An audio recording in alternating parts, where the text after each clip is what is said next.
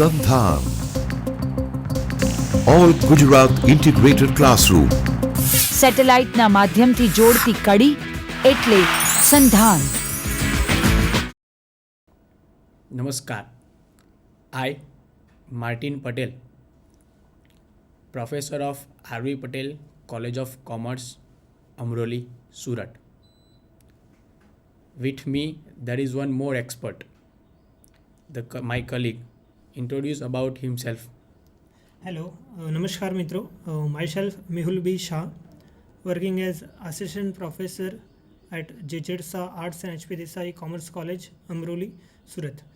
We both are here to discuss on the topic of training, how training is important, what are the merits, demerits of trainings, which are the methods of training, what is development. So today we are going to cover all these topics in this lecture. So I will hand over the mic to Professor Martin sir to introduce, to give more details on this topic. First of all, we talk about the introduction of training. As we see in the slides, the efficient function of an organization depends upon the efficiency or capability of personnel working in the organizations. That means organizational efficiency is depend upon how many persons are working in the organizations, how their efficiency in doing the work. Without efficiency of work, organizations are never will be success. The capability is evaluated or identified through some techniques. That means the employee which are doing work in the organizations are capable or not. For that we have to apply different types of techniques. And with applying of these techniques, we can easily identify which employee are more skillful, more knowledgeable. And we can easily analyze which persons are more trained and which are more not trained. This efficiency will be coming from we providing of training and development to the employee.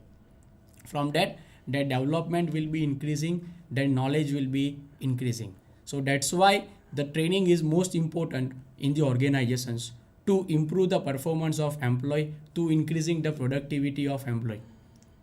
As we see in the next slide. Martin sir, here we have to focus. કે જ્યારે પણ કોઈ company એ progress કરતી હોય, કોઈ company માર્કેટમાં વધારે નફો કમાતી હોય, તો એનો મોટામાં મોટો હિસ્સો એના કર્મચારી પર હોય છે. કર્મચારી જે રીતના કામ કરતા હોય છે, એનું ફંક્શનિંગ કરતા હોય છે, જે રીતના એ પ્રોડક્શન કરતા હોય છે, કંપનીની પ્રોડક્ટિવિટી હોય છે, આ દરેક વસ્તુ કંપનીની નફાકારકતા પર સીધી રીતના અસર કરે છે. તો જો કર્મચારી યોગ્ય હશે, કર્મચારીને યોગ્ય તાલીમ પામેલા હશે, તો productivity as well as production આ દરેક વસ્તુ યોગ્ય હશે અને સાથે સાથે જે રો મટીરિયલ્સનો બગાડ છે, મિસયુઝ છે, આ પણ ઘટાડી શકાશે. તો એમ ચોક્કસ રીતના કહી શકીશું કે ટ્રેનિંગ એ જે તાલીમ છે એ કર્મચારી માટે ખૂબ જ યોગ્ય છે, જેની ડેફિનેશન આપણે નેક્સ્ટ સ્ક્રીનમાં જોઈશું મિત્રો. Training is the organized procedure by which people learn knowledge and skill for a definite purpose. That means training is related with the organizations, where the persons will be providing training on a particular procedure, not directly we planning and providing the training, but in a particular procedure we providing training to the employee. With the training of that, they got the knowledge and skill for a definite purpose, not the common purpose. For example, I learned to drive the car, then I got the training and I got the skills and knowledge to drive the car, not for the another purpose, which are the ingredients comes in the cars. So the basic purpose is training is providing for a definite purpose, and that will be come from training, and it is from that the persons will be getting of more knowledge and more skills. Here the another word is organized procedure. It is organized procedure, means it is pre-planned training or pre-planned procedure. જો આપણે એવું નહીં કહી શકીએ કે કોઈ પણ રીતના આપણે તાલીમ આપી દેવી છે, પરંતુ તાલીમ આપવા માટેની ચોક્કસ પ્રોસિજર છે, જે હેતુ નક્કી કરવાથી માંડીને પ્રોગ્રામ ઇમ્પ્લિમેન્ટેશન સુધીના દરેક તબક્કાનો તેમાં સમાવેશ થાય છે. તો ક્યારેય પણ તાલીમ આપવા માટે આપણે એવું નથી કહી શકતા કે ચાલો કાલે તાલીમ આપવી છે ને આપણે પ્રોગ્રામ શરૂ કરી દઈએ. પણ એ પ્રી પ્લાન્ટ એક્ટિવિટી છે જે કર્મચારીને બે વસ્તુ માટે જરૂરી છે. એક તો નોલેજ અને બીજું છે સ્કિલ. માત્ર નોલેજ આપી દેવાથી કાંઈ કામ નથી પૂરું થઈ જવાનું. નોલેજની સાથે કર્મચારીને સ્કિલ એટલે કે આવડત પણ હોવી જોઈએ, કૌશલ્ય હોવું જોઈએ, અને સાથે સાથે નોલેજનું ઇમ્પ્લિમેશન કેવી રીતના કરવાનું છે એ પણ ખૂબ જ જરૂરી છે. કારણ કે જ્ઞાન હોય અથવા તો અધૂરું જ્ઞાન હોય તે કંપનીમાં ખૂબ જ મોટી અયોગ્ય પરિસ્થિતિ સર્જી શકે છે.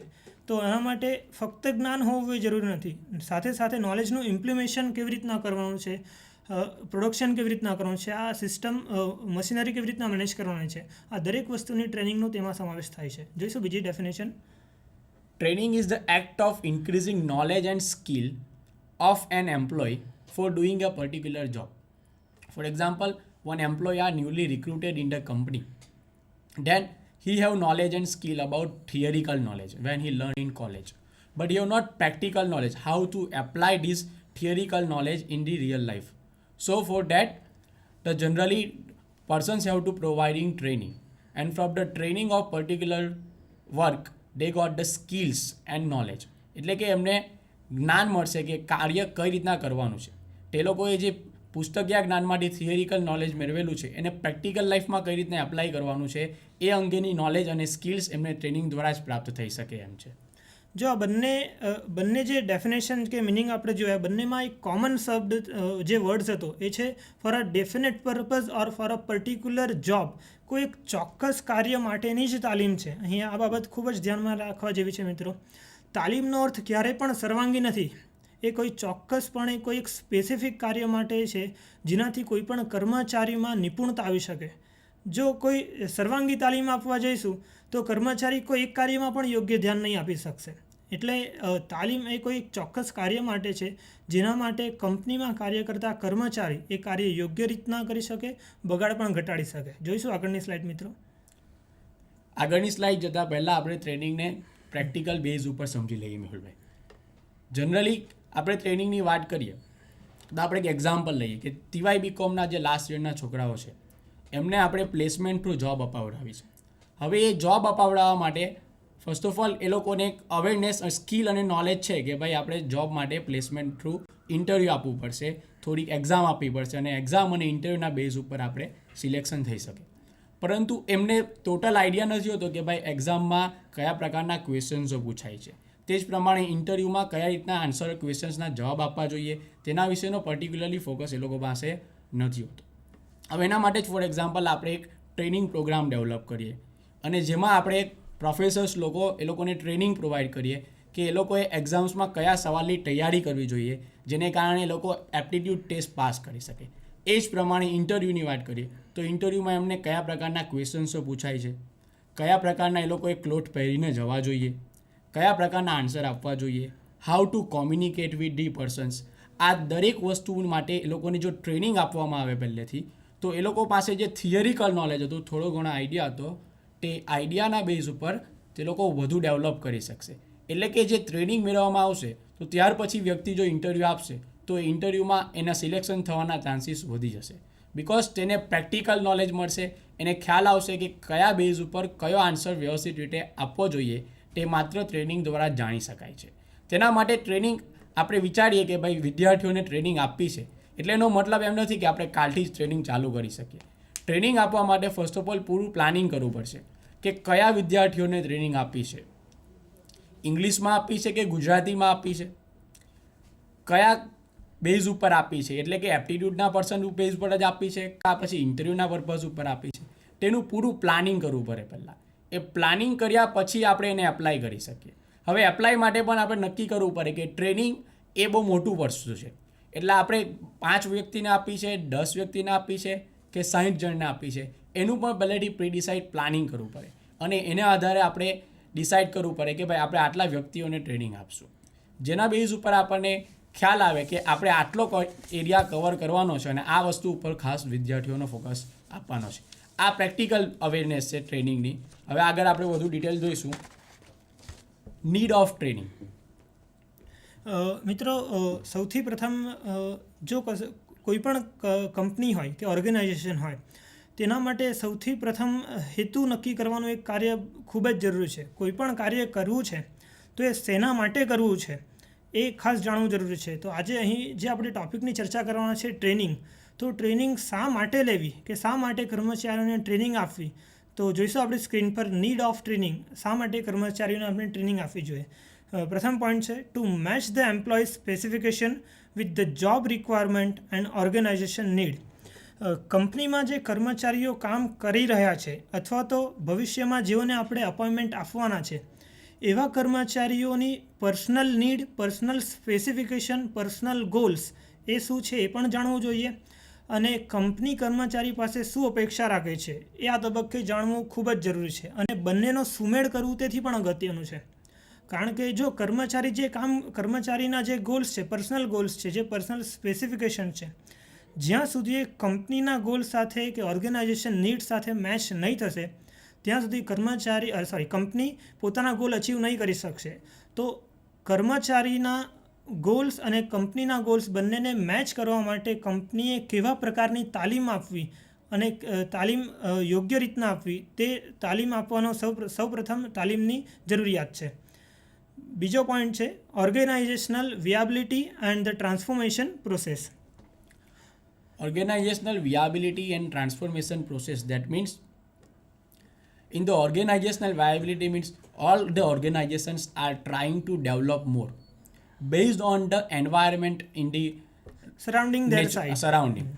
But whenever they are trying to match with the new environment or surrounding environment, organization have to change their structure, organization have to change their strategy.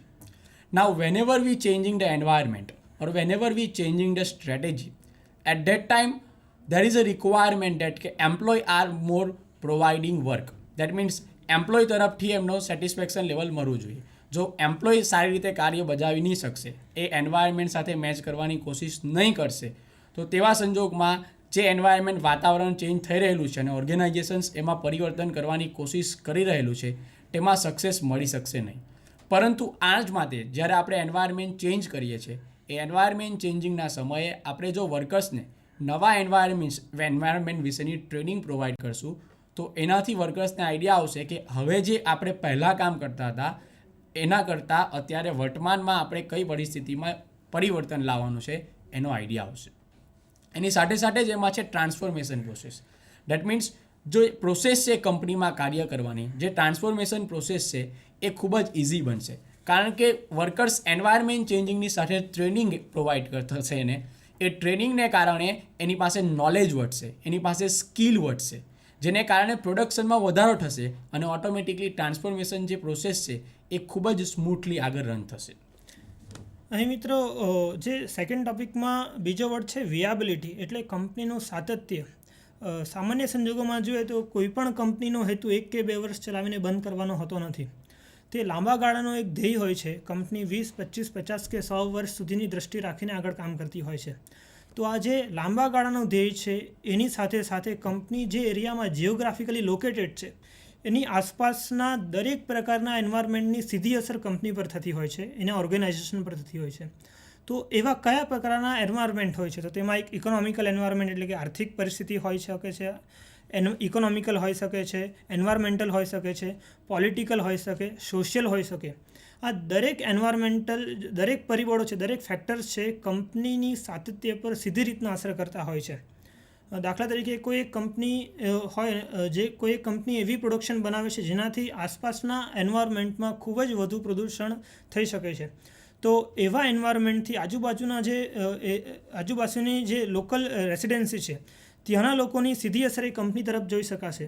અને આ વસ્તુ ન થાય એના માટે કંપનીએ પોતે ટ્રેનિંગ લઈને એ વસ્તુ કેવી રીતના દૂર કરી શકાય એ ખૂબ જ ધ્યાનમાં રાખવા જેવી છે. મિત્રો જોઈશું આગળનો ટોપિક. આપણે તમે જે ચર્ચા કરી એના અધીન જ કે વર્કર્સને કોઈક એન્વાયરમેન્ટ ઇફેક્ટને કારણે અથવા પોલિટિકલ બેકગ્રાઉન્ડને કારણે એક કંપની ઉપર એફર્ટ્સ વધારે લગાવવામાં આવે કે ભાઈ તમે આ વસ્તુ જે કાર્ય કરી રહેલા છો તે ખોટું છે, તો જેના કારણે તેમને એપ્લાય કરવામાં આવશે કે ભાઈ તમે આ જ વસ્તુ બીજી રીતે એપ્લાય કરો તો તમને બેનિફિટ મળશે. હવે જ્યારે કંપનીએ બીજી રીતે એપ્લાય કરશે તો તે સમયે પણ વર્કર્સની ટ્રેનિંગ તો આપવી જ પડશે, કારણ કે જે જૂની પ્રોસેસ હતી તે અલગ હતી અને જે નવી પ્રોસેસ છે તે અલગ છે.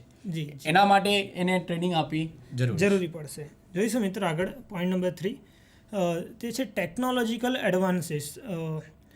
મિત્રો આપણે એવું જોઈએ છે કે વર્તમાન સમયમાં કંપની પાસે માનવ સંસાધન અને બીજા છે યાંત્રિક સાધનો, આ બંનેમાં જો પ્રેફરન્સ આપવું હોય તો આપણે એવું જોઈ શકીએ છીએ કે દરેક કંપનીમાં કે દરેક સંસ્થામાં હવે મોટાભાગે યંત્રોથી ઉત્પાદન થવા માંડ્યું છે માનવીઓના બદલે. તો જે બદલાતી જતી પરિસ્થિતિ છે, નવી ટેકનોલોજી છે, કોમ્પ્યુટરાઇઝેશન છે, ઓટોમેશન છે, આ દરેક વસ્તુ સમજવા માટે જે જૂની કન્ડિશન હતી તેમાં ફેરબદલ કરીને હવે કંપની નવી ટેકનોલોજી લઈને ઉત્પાદન કરે છે. તો જૂની પદ્ધતિ અને નવી પદ્ધતિમાં જે પણ કંઈ ચેન્જ થયું છે, જે ફેરફાર થયો છે, આ ફેરફારથી અવગત કરવા માટે કર્મચારીઓને તાલીમ આપવી જરૂરી છે. નહીં તો શું થશે કે જૂના કર્મચારીઓ જે જૂની પદ્ધતિથી ઉત્પાદન કરતા હતા અને જો આપણે એ લોકોને તાલીમ નહીં આપશું તો હજુ પણ નવી ટેકનોલોજી વિશે તે લોકો અવેર નહીં થશે, મશીનરીનો ઉપયોગ કેવી રીતના કરવો તેની જાણકારી નહીં થશે. અને સામાન્ય સંજોગોમાં અધૂરી જાણકારીથી હંમેશા કંપનીમાં નાણાકીય લોસ ચોક્કસપણે સર્જાય છે. મશીનરીનો ઉપયોગ કેવી રીતના કરવો, કઈ રીતના પ્રોડક્શન કરવું, જો એની જાણકારી નહીં હોય તો મશીનરી બગડી પણ જઈ શકે છે, જે રો મટીરિયલ આપનું ઇનપુટ આપ્યું છે એ પણ બગડી જઈ શકે છે અને કોઈ મોટી હોનારત થવાની, એક્સિડન્ટ થવાની પણ ચોક્કસપણે શક્યતા સર્જાઈ શકાય છે. તે જ પ્રમાણે આપણે બીજો જે ટોપિક છે તેને ત્રીજા સાથે રિલેટ કરી શકીએ. તો આપણે એક એક્ઝામ્પલ લઈ શકીએ કે ફર્સ્ટ ઓફ ઓલ આજથી 5-7 વર્ષ પહેલાં કે 10 વર્ષ પહેલાં આપણે જ્યારે બેન્કોમાં જતા હતા ત્યારે જનરલી દરેક કાર્ય એ ડોક્યુમેન્ટેશન નોટબુકમાં કરવામાં આવતું હતું.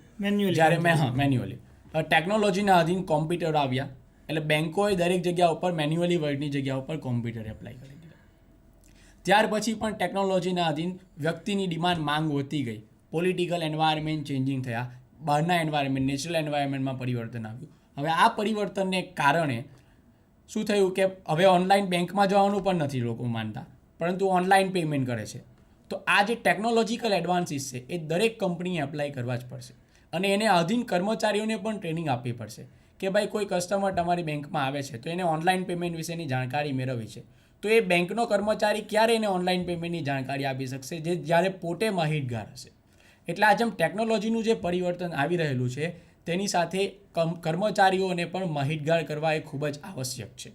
અધરવાઇઝ એ કર્મચારી કંપનીના પ્રોડક્શન્સ અથવા જે કંપનીનું જે ઇમેજ છે એ ઇમેજમાં ઘટાડો કરવા માટે